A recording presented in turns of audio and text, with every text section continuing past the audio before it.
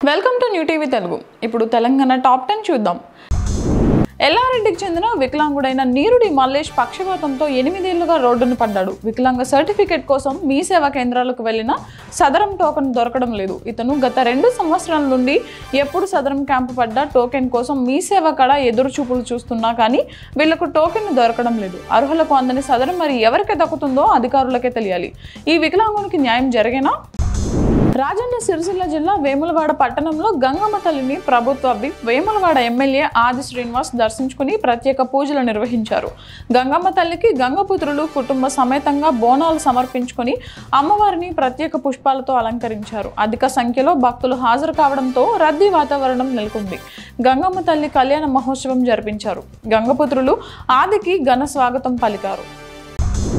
జగిత్యాల జిల్లాలో గ్రూప్ 1 పరీక్ష కోసం అభ్యర్థులు పరీక్షా కేంద్రాలకు చేరుకున్నారు. 7692 అభ్యర్థుల కోసం 22 పరీక్షా కేంద్రాలను ఏర్పాటు చేశారు. జగిత్యాల 17, కోరుట్లలో 3, పొలాస వ్యవసాయ కళాశాల, కొండగట్టు JNTU ఇంజనీరింగ్ కళాశాలలో ఒక్కో కేంద్రాన్ని ఏర్పాటు చేశారు. జిల్లా స్థానిక సంస్థల అదనపు కలెక్టర్ TS దివాకర్, జిల్లా అదనపు SPS వినోద్ కుమార్ పర్యవేక్షిస్తున్నారు.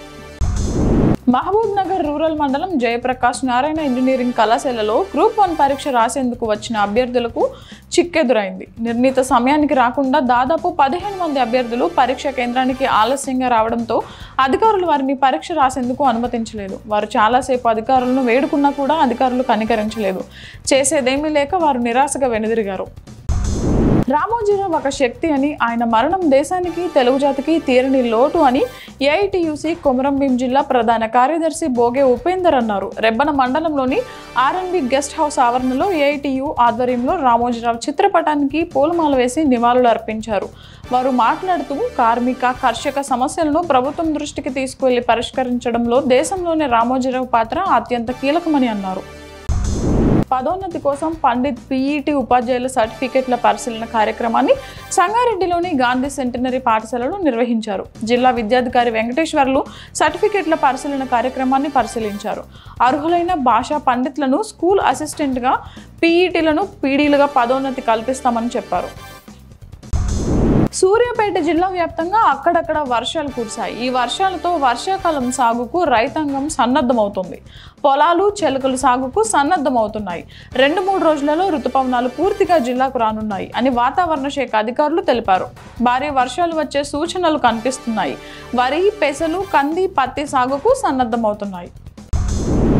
ఇల్లందు పట్టణంలో ఉరుములు మెరుపులతో కూడిన భారీ వర్షం కురిసింది. దీంతో వేసవి కాలంలో ఉక్కపోతతో అల్లాడిన ప్రజలకు ఈ వర్షం పడడంతో వాతావరణం చల్లబడిందని భావిస్తున్నారు. బెల్లంపల్లిలోని సింగరేణి ఏరియా ఆసుపత్రి మూసివేతకు గుట్టుగా చేస్తున్న కుట్రలను మానుకోవాలని AITUC నాయకులు డిమాండ్ చేశారు. బెల్లంపల్లి సింగరేణి ఏరియా ఆసుపత్రి ముందు ఆ సంఘం ఆధ్వర్యంలో ధర్నా చేశారు. ఈ సందర్భంగా వారు మాట్లాడుతూ ఆసుపత్రిలో 250 పడకలు ఉండగా వాటి సంఖ్యను 70కి కుదించి నిర్వీర్యం చేయడానికి ప్రయత్నాలు చేస్తున్నారని విమర్శించారు. బద్ది పోచమ్మ తల్లికి వేములవాడ గంగపుత్ర సంఘం సభ్యులు భక్తి శ్రద్ధలతో బోనాలు మొక్కులు చెల్లించుకొని సేవలు తరించారు. డప్పు చప్పులు, ప్రత్యేక నృత్యాలతో అమ్మవారికి బోనాలు సమర్పించేందుకు సంఘం సభ్యులు, మహిళా భక్తులు ఆలయానికి బయలుదేరారు. సంఘం సభ్యులు సాంప్రదాయ దుస్తులు ధరించి అమ్మవారికి ఇష్టమైన బోనాలు, పసుపు, కుంకుమలు సమర్పించుకున్నారు. అందరినీ చల్లగా చూడాలని అమ్మవారిని కోరుకున్నారు.